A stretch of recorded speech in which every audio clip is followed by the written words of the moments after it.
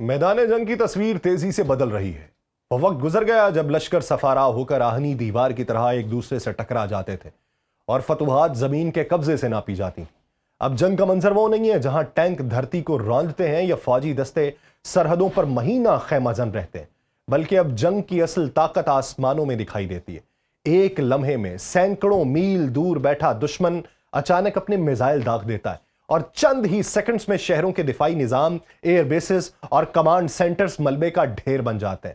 مستقبل کی جنگ میں حملہ آور فوج کے بوٹ زمین پہ پڑنے سے پہلے ہی فیصلہ کن نقصان پہنچایا جا سکتا ہے، اور ایسے دور میں جنگ کا مطلب صرف ہتھیاروں کی گھن گرج نہیں ہے، بلکہ لمحوں میں فیصلہ کرنے، دشمن کے حملے کو بھانپنے اور فوراً مؤثر جواب دینے کی صلاحیت ہے۔ اب وہ ملک برتری حاصل کرے گا جو کم وقت میں زیادہ دور تک مار کرنے والے اور درست نشانہ لگانے والے ہتھیار رکھتا ہو۔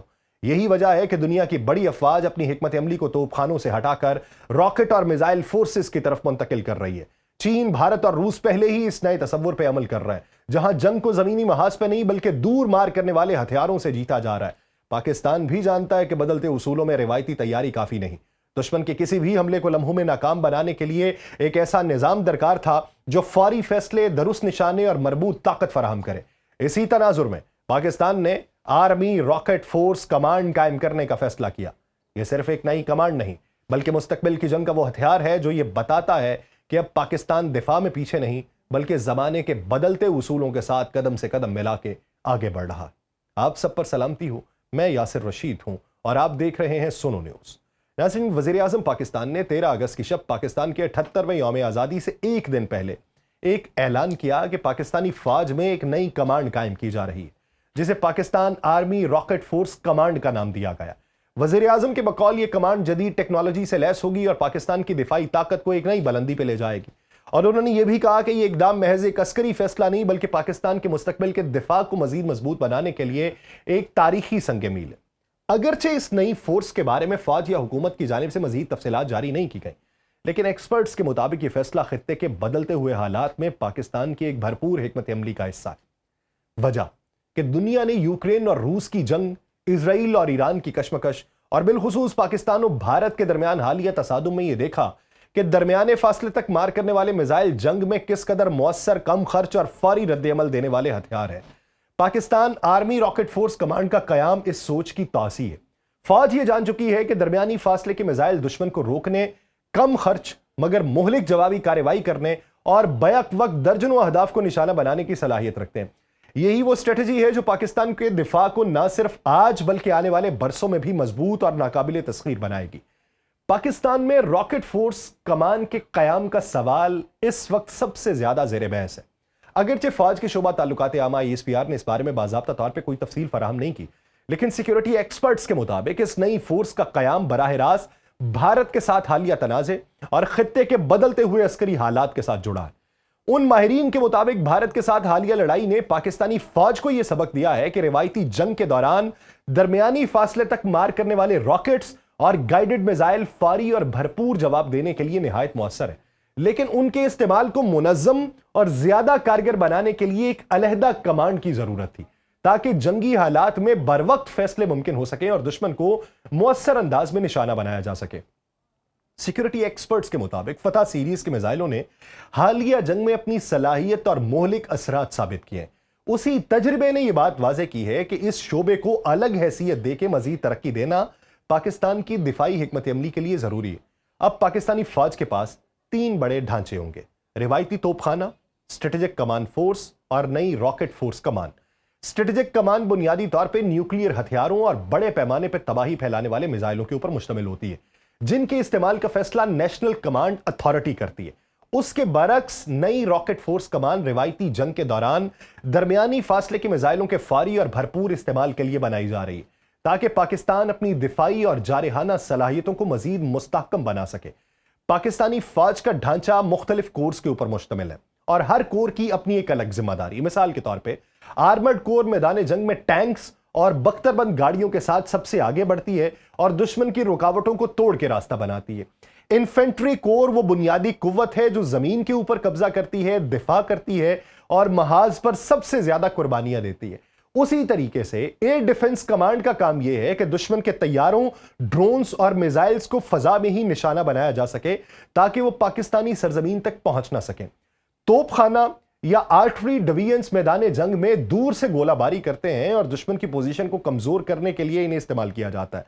जैसे गुजरांवाला और पन्नू आकिल में मौजूद आर्टरी डिवीजन तवील और करीबी फासले के तोपखाने से लैस हैं और मैदान में मौजूद जमीनी अफवाज की पुष्ट पनाही करते हैं। इनके अलावा इंजीनियरिंग कोर जंग के दौरान पुल और रास्ते बनाते हैं या रुकावटें दूर करते हैं, जबकि सिग्नल कोर फौजी राबिता कायम रखने में किरदार अदा करता है। अब जंग के उसूल तब्दील हो चुके हैं और हर जगह पे अब टैंकों की जरूरत नहीं पड़ती। इस तरह हर कोर का एक अलग काम है, एक अलग फर्ज है, लेकिन सब मिलकर फौजी हिकमत अमली को मुकम्मल करते हैं। इन सब के साथ अब रॉकेट फोर्स कमान एक बिल्कुल नया इजाफा है जो दीगर कोर से मुख्तलिफ जिम्मेदारी निभाएगी।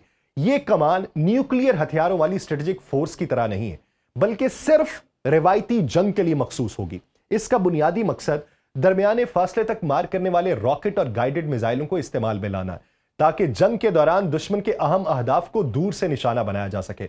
तोपखाना आमतौर पर करीब या महदूद फासले में मदद फराहम करता है, लेकिन रॉकेट फोर्स कमान उससे कहीं ज्यादा फासले पर और ज्यादा दुरुस्तगी के साथ हमले कर सकेगी। हालिया तनाज़े में जब पाकिस्तान ने अपने मोबाइल लॉन्चर से फतह 1 और फतह 2 मिसाइल इस्तेमाल करके दुश्मन के अड्डों और दिफाई निजाम को नुकसान पहुंचाने का दावा किया था, तो यह बात सामने आई थी कि ऐसे हथियार जंग के नतीजे को तेजी से बदल सकते हैं। उसी तजर्बे की बुनियाद पर फौज ने फैसला किया कि इन हथियारों को एक मुस्तकिल कमांड के तहत मुनज़्ज़म और मरबूत कर लिया जाए ताकि फैसले जल्दी हों, लॉन्च फौरी मुमकिन हो और रिवायती जंग में एक नई ताकत शामिल हो जाए। इस नई कमांड के कयाम का मतलब यह है कि मुस्तकबिल में फतह जैसे मिसाइल महज अलामती या तजर्बाती नहीं रहेंगे, बल्कि बाकायदा जंगी हिकमत अमली का हिस्सा होंगे और पाकिस्तान की दिफाई ताकत को नई सतह पर ले जाएंगे। पाकिस्तानी फौज की नई रॉकेट फोर्स कमान इसलिए भी अहम समझी जा रही है कि इसके तहत उन मिसाइलों का इस्तेमाल ज्यादा मुनज़्ज़म और आसान होगा जो पहले आर्टरी डिवीजन के पास थे, लेकिन उनकी मुकम्मल सलाहियत को बरूए कार नहीं लाया जा सकता था। मिसाल के तौर पे फतह 1 और फतह 2 जैसे रॉकेट सिस्टम जिनकी रेंज बिल तरतीब तकरीबन 150 किलोमीटर से 400 किलोमीटर तक है, अब इसी कमांड के तहत बराह रास्त और तेज रफ्तार फैसलों के साथ लॉन्च किए जा सकेंगे। माजी में इनका इस्तेमाल महदूद और बिखरा हुआ था और उसकी अप्रूवल लेना पड़ती थी, लेकिन अब एक अलहदा हेडक्वार्टर इन्हें एक मरबूत कुव्वत में तब्दील कर देगा। इसके साथ साथ रॉकेट फोर्स कमान मुस्तकबिल में पाकिस्तान के क्रूज मिसाइलों के इस्तेमाल को भी ज्यादा मौसर बना सकती है। पाकिस्तान के पास बाबर क्रूज मिसाइल सीरीज मौजूद है जो जमीन से जमीन और जमीन से समंदर तक मार कर सकता है। ये मिसाइल इंतहाई दुरुस्तगी रखते हैं और दुश्मन के रडार से बचकर अपने हदफ तक पहुंचने की सलाहियत रखते हैं। इसी तरीके से राद क्रूज मिसाइल हवा से दागा जाता है और तवील फासले तक इंतहाई दुरुस्तगी से हदफ को निशाना बनाता है। अगरचे ज्यादातर एयर फोर्स के जरिए इस्तेमाल है, लेकिन मुस्तकबिल में रॉकेट फोर्स कमान इन जैसे हथियारों को जमीनी लॉन्च प्लेटफॉर्म से ज्यादा मुनज़्ज़म तरीके से इस्तेमाल कर सकती है। जबकि बैलिस्टिक मिसाइलों की अगर बात करें तो उसके मैदान में भी पाकिस्तान के पास शानदार सलाहियत मौजूद है। गजनवी और शाहीन सीरीज के मिसाइल दरमियाने और तवील फासले तक मार करने की सलाहियत रखते हैं। अगरचे उनमें से कुछ स्ट्रेटेजिक कमांड के तहत हैं और एटमी वॉरहेड ले जा सकते हैं, लेकिन उनके जो रिवायती वर्जन्स हैं वो दुश्मन के बड़े अड्डों, इंफ्रास्ट्रक्चर और जंगी तंसीबात को निशाना बनाने के लिए इस्तेमाल हो सकते हैं। रॉकेट फोर्स कमान उन बैलिस्टिक मिसाइलों के रिवायती इस्तेमाल को ज्यादा मरबूत और फारी रद्द-ए-अमल के काबिल बनाएगी ताकि दुश्मन पे दबाव बढ़ाया जा सके, लेकिन एटमी जंग का तासुर न दिया जाए। यूं ये कहा जा सकता है कि इस नई कमान के कयाम के बाद पाकिस्तान के पास एक ऐसा इदारा होगा, एक ऐसा प्लेटफॉर्म होगा जो दरमियाने फासले के रॉकेट्स, क्रूज मिसाइल और बैलिस्टिक मिसाइलों के रिवायती विजन्स को या वर्जन्स को मुनज़्ज़म और मरबूत अंदाज में इस्तेमाल करे। इससे ना सिर्फ जल्दी फैसले होंगे बल्कि हथियारों का इस्तेमाल भी ज्यादा महारत और दुरुस्तगी के साथ मुमकिन होगा। फतह 1 और फतह 2 जैसे सिस्टम्स फारी जंगी जरूरियात के लिए हमेशा तैयार रहेंगे। बाबर जैसे क्रूज मिसाइल दुश्मन के दिफाई लाइन को बाईपास करके निशाना बनाएंगे और शाहीन या गजनवी जैसे मिसाइल दुश्मन के बड़े और दूर के अहदाफ को कम वक्त में तबाह कर सकेंगे। इस तरह रॉकेट फोर्स कमान पाकिस्तान की रिवायती जंगी हिकमत अमली को एक नई और ज्यादा ताकतवर जहत देगी। एशिया में रॉकेट फोर्सेस का कयाम महज जदीद असलहे की दौड़ नहीं बल्कि मखसूस तारीखी हालात और जंगी तजर्बात का नतीजा है। सबसे पहले सोवियत यूनियन ने सर्द जंग के इब्तदाई बरसों में अपनी स्ट्रेटेजिक रॉकेट फोर्स कायम की थी। 1959 में इस फोर्स की तश्कील का मकसद अमेरिका और नेटो के खिलाफ एक ऐसा हथियार तैयार करना था जो दूर से तेज और मुहलिक हमला कर सके और जिस पर दुश्मन की फजाइया या तोपखाना काबू न पा सके। یہی فورس بعد میں روسی فیڈریشن کے دفاعی ڈھانچے کا بنیادی ستون بنی اور آج بھی روس کی نیوکلیئر صلاحیت اسی پہ انحصار کرتی ہے۔ اس تاریخی پس منظر سے یہ واضح ہوتا ہے کہ روسی ماڈل بنیادی طور پہ اسٹریٹجک ڈیٹرننس کے لیے بنایا گیا تھا۔ پھر چین نے اپنی راکٹ فورس کا باقاعدہ قیام 1966 میں کیا، جسے اس وقت سیکنڈ آرٹلری کارپس کہا جاتا تھا۔ اس فورس کے قیام کی بڑی وجہ 1962 کی چین انڈیا جنگ اور اس کے فوراً بعد چین اور سوویت یونین کے تعلقات میں کشیدگی تھی۔ چین نے یہ سمجھا کہ اگر وہ خطے میں اپنی خود مختاری قائم رکھنا چاہتا ہے تو اسے ایک علیحدہ میزائل فورس کی ضرورت ہے۔ 2015 میں اسے نئے نام Peoples liberation army rocket force کے تحت مزید اختیارات دیے گئے، اور آج یہ فورس نہ صرف خطے بلکہ دنیا میں سب سے زیادہ تیز رفتاری سے ترقی کرنے والی میزائل فورس سمجھی جاتی ہے۔ انڈیا نے راکٹ فورس کے قیام پر نسبتاً اس کے بعد توجہ دی۔ اس کی بنیادی وجہ یہ تھی کہ انڈیا روایتی طور پہ اپنی فضائیہ اور توپ خانے پہ زیادہ انحصار کرتا تھا، لیکن 1999 کی کارگل جنگ اور بعد میں 2019 والا جو تنازع تھا، اس میں دلی نے یہ سمجھا کہ اسے ایک علیحدہ فورس کی ضرورت ہے جو کہ گہرائی تک حملہ کر سکے، اور اسی تناظر میں 2021 کے بعد انڈیا نے اپنی انٹیگریٹڈ راکٹ فورس کے قیام پہ کام تیز کیا اور 2023 میں درمیانی رینج کے نئے میزائل متعارف کروائے، اور یہ فیصلہ براہ راست پاکستان اور چین دونوں کے خلاف حکمت عملی سے جڑا ہوا تھا تاکہ زمینی سطح پہ فوری اور کم خرچ کارروائی کی جا سکے۔ اسی تناظر میں پاکستان نے آرمی راکٹ فورس کمانڈ کا اعلان جو ہے وہ 2025 میں کیا، لیکن 2024 میں اس کے اوپر بات چیت جاری تھی۔ لیکن انڈیا کے ساتھ حالیہ تنازع نے یہ واضح کر دیا کہ روایتی توپ خانہ اور ایئر فورس اکیلے جنگ کی نئی نوعیت کو نہیں سنبھال سکتے۔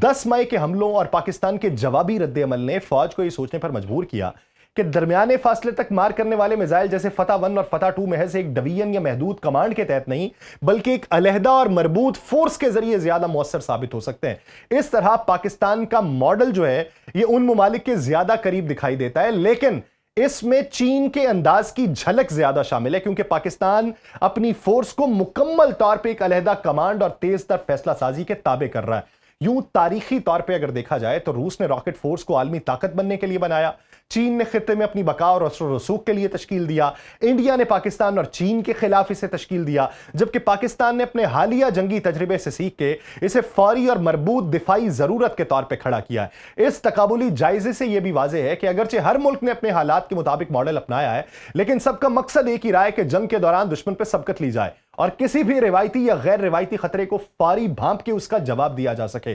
تو پاکستان اس بدلتی دنیا کے ساتھ خود کو بدل رہا ہے اور یہ پیغام دے رہا ہے کہ دفاع کے محاذ کے اوپر ہم ڈٹے ہوئے ہیں اور جدت کو اپناتے ہوئے خود کو مزید مضبوط بناتے چلے جائیں گے۔ مجھے دیجیے اجازت، اللہ نگہبان۔